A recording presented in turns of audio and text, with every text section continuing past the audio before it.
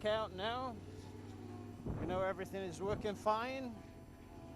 So we know we can go at 70-75% all day.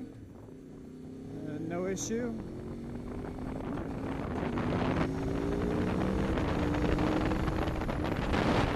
So based on that, all we have to work on now is ourselves. So in this case for me, what I'm going to work on, because my speed and depth perceptions are a mile off, I'm going to work on riding at 80% to be as consistent as possible and make the smartest choices possible given the options that are around me. Those options include traffic, getting back, obstructions. We had a silencer on the road earlier on the way to turn 5, so there's other obstructions there that could randomly appear. One of the biggest fears when you get back to the bike and get back on track is that your recognition and controlled response is not smooth. Because it's been so long since you were on the bike, you're more likely, but not necessarily will, go ahead and pull on those brakes just a little too hard at the wrong time, with the wrong amount of lean, doing the wrong thing in the chassis. So those are really good things to now spend all your time working on smoothness and gradually bring the pace back to where you were as and when time and track conditions permit. So a lot of high cloud came in, and right now temperatures have dropped quite a bit. So track's colder. I've dropped tire pressure a pound on the warmers because of that, to try and keep it nice and hot. So again, just take 2 laps, make sure what we've got is fine.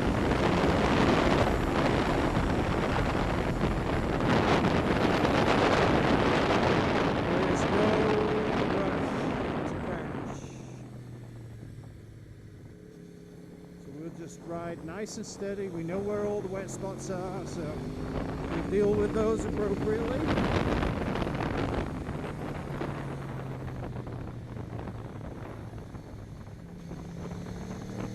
Again, not getting on the throttle too early.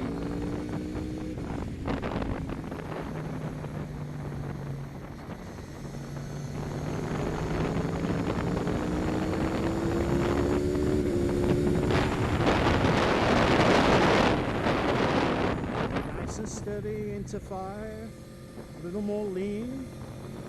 Quietly past the sound tower, so we don't trigger the noise alert and get pulled off track.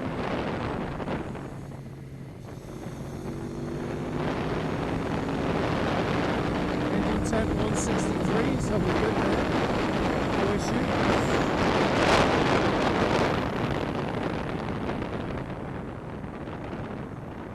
Into the corkscrew, again, nice and steady.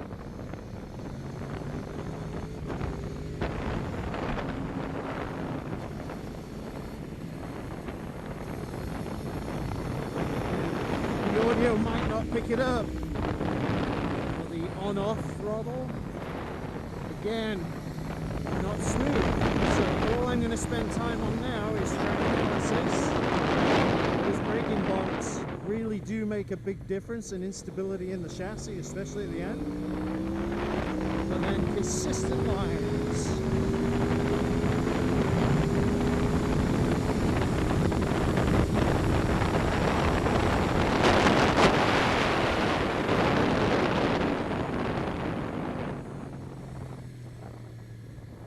Get around those wet patches, there they are.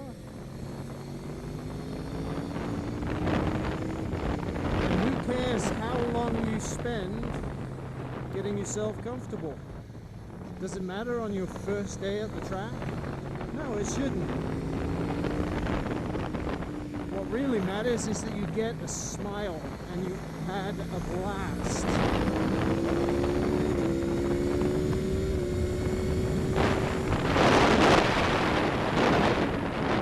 And not only did you have a blast, but you calibrated yourself again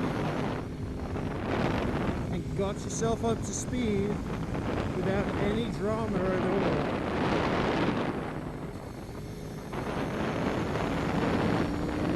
All the difference in the world, especially when it comes to next to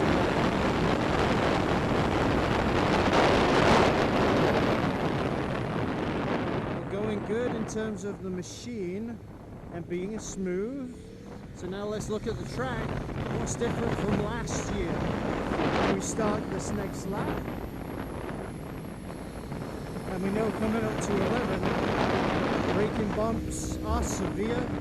The very last one actually lifts the rear tire off the ground. And that very last one is just before the one board. This one, there. So, instability at the hardest braking point. So that means we need to not run the risk there.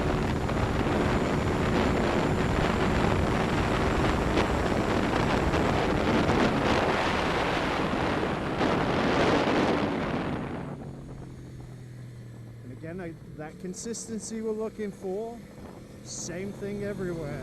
Be smooth.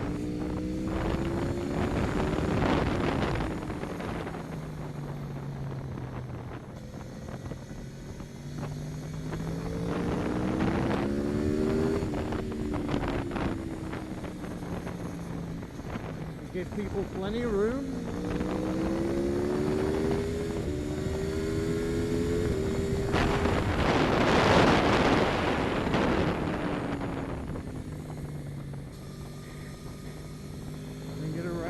And quiet.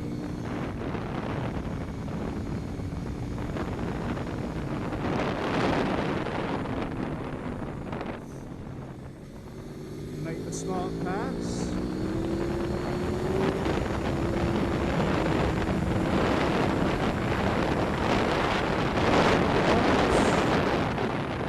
Yeah, very last one kicks the rear. Right at the top of the plateau, so there's really key points to help keep control of the motorcycle in braking areas where you absolutely have to have that level of stability and control. Really important. Now we're getting some muscle memory back. Throttle on, throttle out, check points, brake pressure. Now we want rhythm. 80%. Just relax.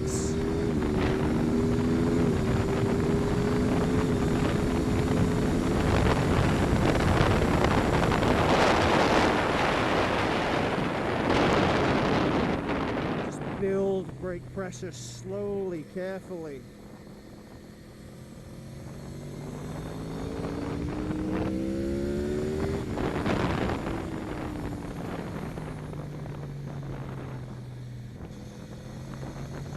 Acceleration, wet tire.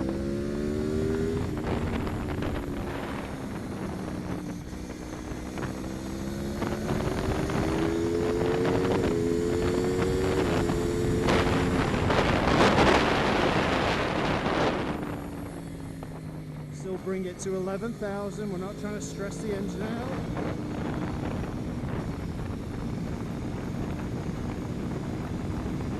More braking bumps for 6. There isn't one that lifts the wheel.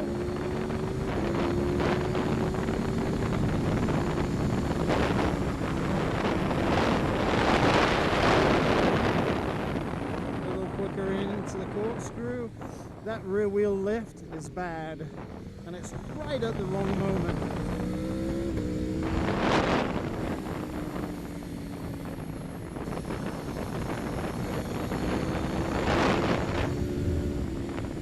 The track seems somewhat the same.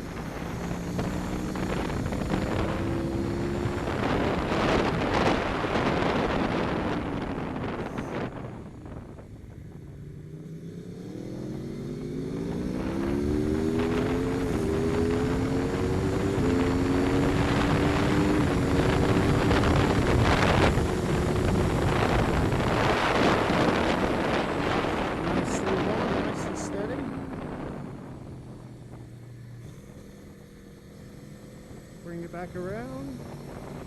Careful here.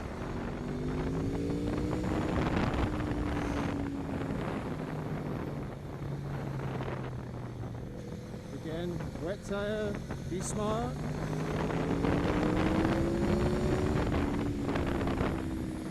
Into 4. Right, let's build the pace a little harder, a little 4.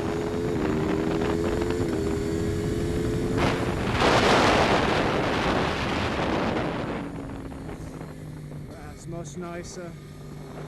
And then the point there, as we're finding this rhythm of enjoyment, which brings you a hell of a grin. And at your first day at the track, that's so important.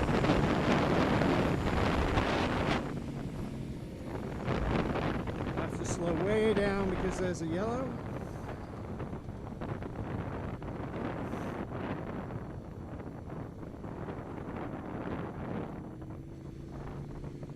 Why is there a yellow? Oh, okay. Alright, so we'll redo this lap. That's disturbed the rhythm. The question is, can we get back to it?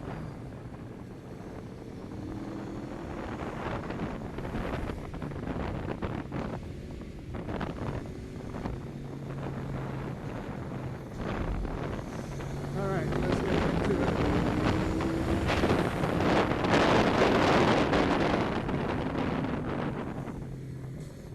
Oops, bad throttle control.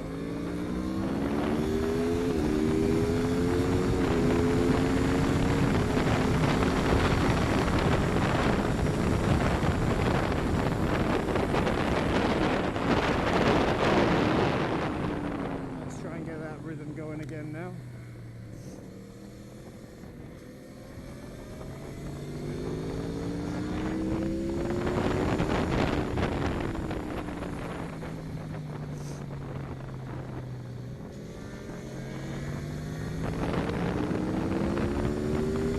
The great thing is that at this point now we know the bike's fine, we can get on it, we can go, we can have fun.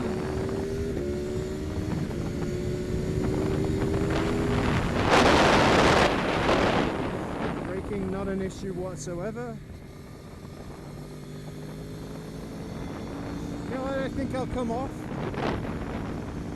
just get a drink, do a quick mental reboot.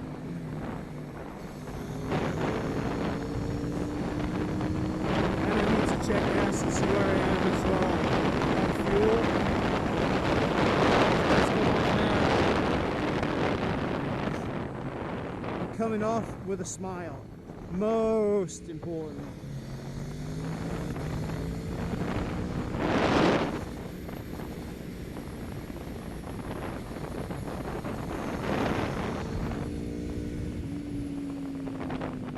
And that grin makes you want to go ride again, but without beating a dead horse.